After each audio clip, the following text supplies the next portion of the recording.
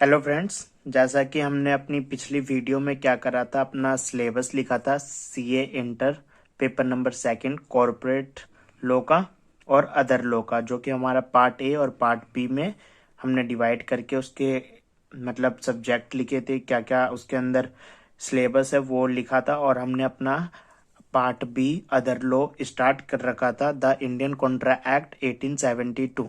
जो बच्चे अगर इस वीडियो को देख रहे हैं तो मैं आप सबसे गुजारिश करना चाहता हूं कि अगर आपने हमारा पार्ट लेक्चर नंबर फर्स्ट नहीं देखा है तो आप लेक्चर नंबर फर्स्ट जाके देखें और फिर लेक्चर नंबर 2 देखें। मैं इस पे free of cost CA inter की लॉ पेपर सेकंड लॉ का फ्री ऑफ कॉस्ट इस पे वीडियोस सारी अपलोड करता रहूँगा। तो जो बच्चे मेरे चैनल पे नए हैं तो मेरे चैनल को सब्सक्राइब कर ले, नोटिफिकेशन बेल ऑल कर ले, जिससे कि सारी अपडेट्स आप तक पहुंचती रहे।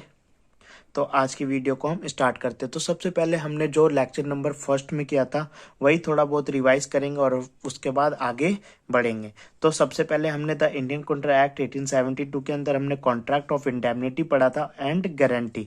इस टॉपिक में सबसे पहले हमने पढ़ा था कॉन्ट्रैक्ट ऑफ इंडेमनिटी, जो कि सेक्शन 124 में क्या कर रखा है, डिफाइन कर रखा है। Contract of indemnity, contract of indemnity की हमने एक एग्जाम्पल देखा था, दिखा देता हूं मैं एक बार और आपको। जैसे कि कॉन्ट्रैक्ट ऑफ इंडेमनिटी का हमने एग्जांपल देखा था, इसके अंदर क्या था, यहाँ पे एक ललित था जिसके पास इंश्योरेंस कंपनी थी। उसने क्या करा, प्रॉमिस करा किसको, निहाल को। ठीक है, निहाल को, जो कि क्या है, इंडेमनिटी होल्डर है, जो कि क्या है, इंडेमनिटी होल्डर है, कि अगर उसके घर पे कोई भी लॉस अकर होता है हिमसेल्फ यानी इंडेमनीफायर के उस पे या किसी और पर्सन के वजह से निहाल के घर को क्या होता है, हल्का सा लॉस भी हो जाता है, तो कौन कंपनसेट करेगा, ललित कंपनसेट करेगा। ये प्रॉमिस किसने किया था, ललित ने किया था। किससे, निहाल से किया था। ठीक है, लेकिन वो कंपनसेट करेगा क्यों, कंपनसेट वो इसलिए करेगा कि क्योंकि निहाल से उसको क्या जा रहा है, प्रीमियम जा रहा है। इस कारण ललित निहाल से क्या करेगा, निहाल के लॉस को क्या करेगा, कंपनसेट करेगा। तो यहाँ पे ललित क्या है, इंडेमनीफायर है, और यहाँ पे निहाल जो है वो इंडेमनिटी होल्डर और इंडेमनी इंडेमनीफाइड भी बोल सकते हैं। ठीक है, ये हमारा कॉन्ट्रैक्ट ऑफ इंडेमनिटी था, जो कि हमने एक एग्जाम्पल लिया था। अब हम देखेंगे यहाँ पे क्या, कॉन्ट्रैक्ट ऑफ इंडेमनिटी की डेफिनेशन। व्हेन वन पार्टी, जो कि क्या होता है, इंडेमनीफायर होता है, प्रॉमिस करता है to another person, to another person, किस पर्सन से प्रॉमिस करता है, इंडेमनीफाइड से क्या करता है, वो प्रॉमिस करता है कि to compensate the loss, compensate करेगा लॉस का जो इंडेमनीफाइड को होगा, occur due to promisor himself, जिसने प्रॉमिस किया है उसको हम प्रोमिसर बोलते हैं। तो प्रोमिसर के हिमसेल्फ पे या इंडेमनीफायर के उस पे या किसी और के पर्सन की वजह से उसको, इंडेमनीफाइड को लॉस अकर होता है तो कंपनसेट करेगा। ठीक है, इंडेमनिटी होल्डर क्या होता है, is the person who is protected against the loss. तो आप मेरे को कमेंट करके ये बताएं कि ललित और निहाल इन दोनों में से इंडेमनिटी होल्डर कौन है। हालांकि यहाँ पे साफ साफ लिखा हुआ है, लेकिन आप तब भी मेरे को एक बार कमेंट कर दे जिससे कि आपको अच्छी तरह समझ में आ जाए। अब यहाँ पे एग्जाम्पल देखते हैं। यहाँ पे हमने दूसरा एग्जाम्पल ले रखा था, निहाल है जिसके पास क्या थी, इंश्योरेंस कंपनी थी। उसने चंदन को क्या करा था, प्रॉमिस करा था कि वो उसके घर की कोई भी लॉस होता है तो क्या करेगा, कंपनसेट करेगा, लेकिन तुम मुझे क्या देना, प्रीमियम देना। तो यहाँ पे निहाल क्या है, इंडेमनीफायर, और चंदन क्या है, इंडेमनीफाइड और इंडेमनिटी होल्डर। ठीक है, अब चलते हैं हम आगे। तो आज की वीडियो में हम देखने वाले हैं क्या, essentials of a contract of indemnity. Contract of indemnity के क्या क्या असेंशियल है। तो सबसे पहला है क्या है, all the essential of valid contract should be there. हमने फाउंडेशन में पढ़ा था कि वैलिड कॉन्ट्रैक्ट के लिए क्या क्या असेंशियल होने चाहिए। तो two parties, free consent, capacity, certainty, ये सारी जो असेंशियल एलिमेंट्स थे वैलिड कॉन्ट्रैक्ट के अंदर, वो सारे एसेंशियल एलिमेंट्स यहाँ पे भी क्या है, जरूरी है। और it is a kind of contingent contract. Contingent contract क्या होता है, ये भी हमने सीए फाउंडेशन में अच्छी तरह पढ़ रखा है। कंटीजेंट कॉन्ट्रैक्ट वो होता है जो फ्यूचर बेस पे यानी कोलैटरल इवेंट हो। ठीक है, अब यहाँ पे क्या था, यहाँ पे यहाँ पे क्या था यहाँ पे क्या था, जैसे कि अगर लॉस होता है तभी ललित क्या करेगा, कंपनसेट करेगा किसको, निहाल को, अदरवाइज वो नहीं करेगा। तो यहाँ पे जो हमारा इवेंट है वो क्या है, कोलेट्रियल है। ठीक है, जब भी हमारा इवेंट कोलेट्रियल होता है, जब भी हमारा इवेंट क्या होता है, कोलेट्रियल होता है, तो वो क्या होता है, कंटिंजेंट कॉन्ट्रैक्ट, कंटिंजेंट कॉन्ट्रैक्ट होता है। तो ये जो कॉन्ट्रैक्ट ऑफ इंडेमनिटी है ये एक टाइप्स ऑफ कंटिंजेंट कॉन्ट्रैक्ट है। ठीक है, ओके, यहां तक आ गया सभी को। ठीक है, अब यहाँ पे थर्ड पॉइंट में क्या कह रखा है, फायर इंश्योरेंस है और मैरीन इंश्योरेंस है are covered under this act. इस एक्ट के अंदर जो हम पढ़ रहे हैं एक्ट, उस एक्ट के अंदर फायर इंश्योरेंस और मरीन इंश्योरेंस क्या है, कवर्ड है। लेकिन life insurance is not covered under this act. इस एक्ट के अंदर लाइफ इंश्योरेंस जो है वो कवर्ड नहीं किए जाएंगे। ठीक है, ये हमें पहले से यहाँ पे क्या कर रखा है, लिख रखा है हमें इस एक्ट में, हम वही पढ़ रहे हैं कि यहाँ पे फायर इंश्योरेंस और मरीन इंश्योरेंस तो कवर हो जाते हैं, पर लेकिन यहाँ पे लाइफ इंश्योरेंस कवर नहीं हो पाते हैं। ठीक है, अब यहाँ पे हम देखते हैं फोर्थ पॉइंट में क्या बोल रखा है, यहाँ पे फोर्थ पॉइंट में बोल रखा है to compensate there must be a loss.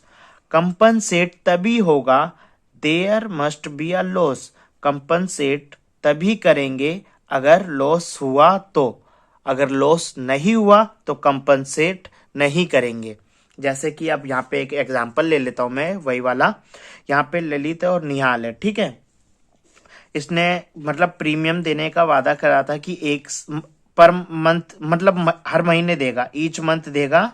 कितने देगा ईच मंथ देगा 2000 रुपीज। ठीक है, निहाल देगा ललित को ईच मंथ 2000 रुपीज।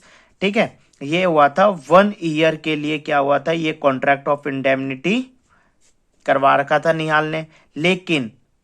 लेकिन क्या हुआ, 1 साल के दौरान इसके घर के ऊपर कोई भी लॉस नहीं हुआ तो ललित कोई भी कंपनसेट या कंपनसेशन नहीं करेगा निहाल को। ठीक है, इसका मतलब ये था, अगर कंपनसेट कर रहा है तो लॉस होना जरूरी है 1 ईयर के अंदर।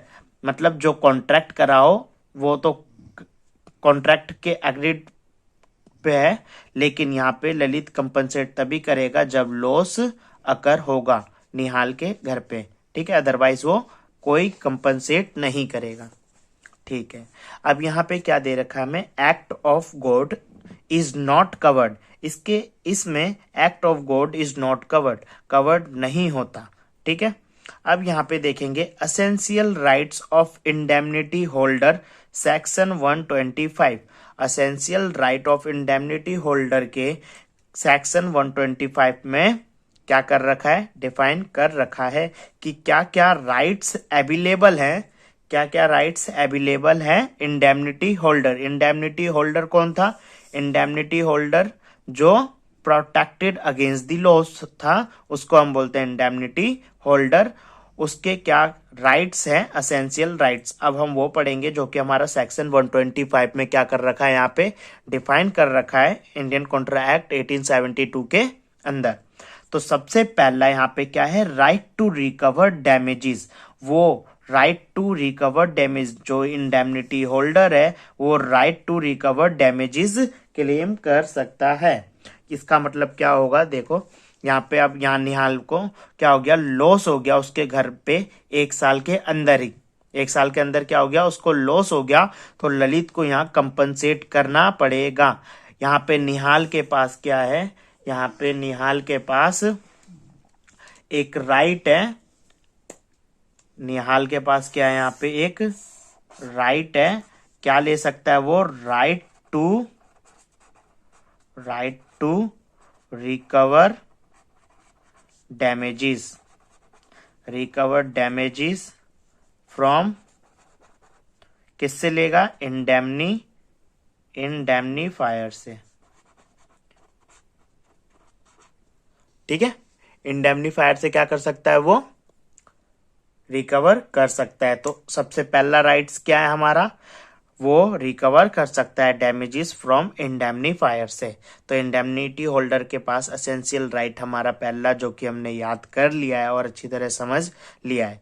अब चलते हैं हम सेकंड पॉइंट पे। सेकंड पॉइंट में क्या कह रखा है? Right to recover cost of suit. Right to recover cost of suit, इसका क्या मतलब है? अब मैं वो आपको समझा देता हूँ। जैसे कि अब यहाँ पे क्या है, ललित है और एक निहाल है।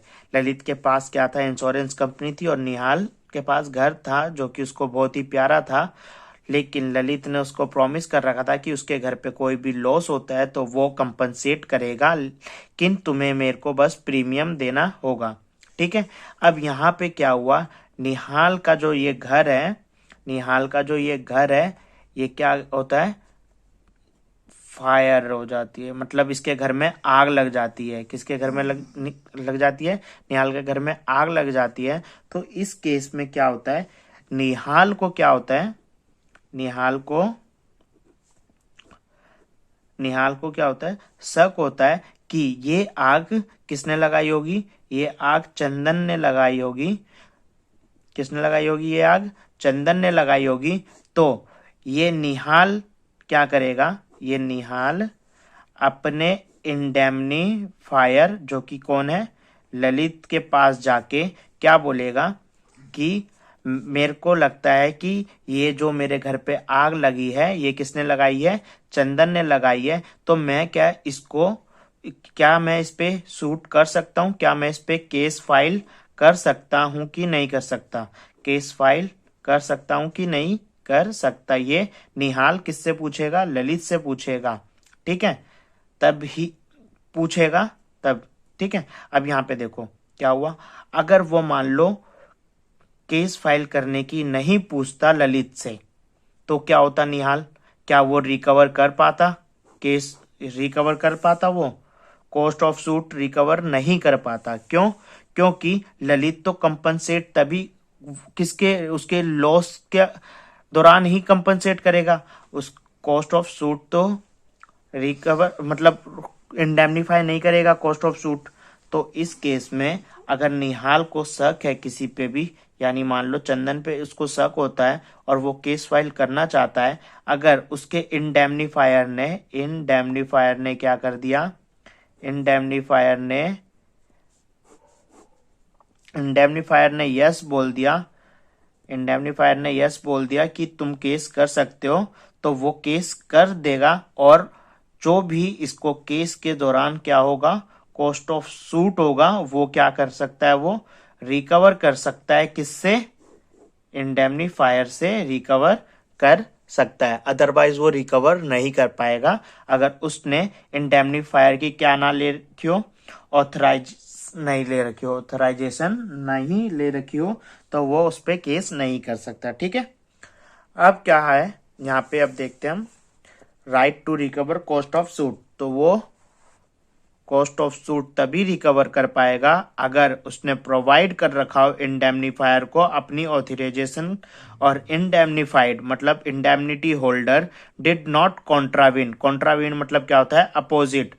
इंडेमनीफाइड ने अगर उसके विपरीत कुछ भी नहीं किया, अगर वो यस बोलता है, अगर ललित क्या बोलता है? यस, तो वो केस फाइल कर सकता है। अगर मैं ललित बोलता है नहीं, नो बोलता है, तो वो केस फाइल नहीं कर सकता। अगर केस फाइल करता भी है तो कॉस्ट ऑफ सूट रिकवर नहीं कर पाएगा। किससे? ललित से। ठीक है, यहां तक आपको क्लियर हो गया बच्चों? यहां तक क्लियर हो गया तो अब हम आगे करते हैं। आगे क्या है? थर्ड है हमारा essential right of indemnity holder. क्या है? थर्ड है हमारा right to recover compromise of suit. Right to recover compromise of suit. अब इस केस में क्या है? अब निहाल ने इस पे क्या कर दिया था? केस फाइल कर दिया था, उसको शक था तो।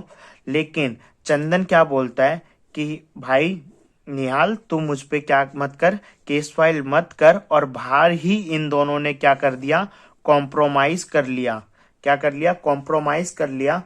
तो कॉम्प्रोमाइज कर लिया, तो अब ललित के लिए तो यहाँ पे सही है, बढ़िया है ना ललित के लिए, कि उस निहाल के जो घर पे लॉस हुआ था वो कंपनसेट नहीं करेगा, वो किससे, चंदन से कंपनसेट ले लेगा निहाल। तो इस मारे वो क्या कर बोलेगा कि हाँ मैं कॉस्ट, ये right to recover compromise of suit, suit को कॉम्प्रोमाइज कर देता हूं। चंदन उसके घर के लॉस के बदले क्या दे देगा, उसको कंपनसेट कर देगा, मतलब इंडेमनीफाई कर देगा। कौन कर देगा, चंदन। ठीक है, इस केस में भी अगर ललित की ऑथराइजेशन है तो उसी के हिसाब से निहाल को काम करना होगा, अदरवाइज वो रिकवर नहीं कर पाएगा कॉम्प्रोमाइज ऑफ सूट भी। ठीक है, ये हमारा क्या है, essential rights of indemnity holder section 125। ठीक है, आज की वीडियो में हमने क्या पढ़ा, essential of a contract of indemnity, और दूसरा essential right of indemnity holder, जो कि सेक्शन 125 में क्या कर रखा है, डिफाइन कर रखा है। इसके अंदर हमारे 3 पॉइंट आते हैं। सबसे पहले right to recover damages, right to recover cost of suit, right to recover compromise of suit. ठीक है, इन दोनों केस में इंडेमनीफायर की क्या लेनी जरूरी है, ऑथराइजेशन लेनी जरूरी है। अगर वो जैसा बोलेगा वैसा ही किसको करना पड़ेगा, इंडेमनीफाइड को करना पड़ेगा, उसके विपरीत कुछ भी नहीं करना। ठीक है, इंडेमनीफाइड को। तो ये आज की वीडियो हम यहीं पे रोकते हैं, आगे का हम नेक्स्ट वीडियो में स्टार्ट करेंगे। तो ये वीडियो अगर आप सबके लिए हेल्पफुल है तो आप इस वीडियो को ज़्यादा से ज़्यादा शेयर करें, सब्सक्राइब करें, लाइक करें एंड कमेंट करें, कि जिससे कि सारे बच्चे जो महंगी लेक्चर अफोर्ड नहीं कर पाते, तो ये उनके लिए बेनिफिट रहे।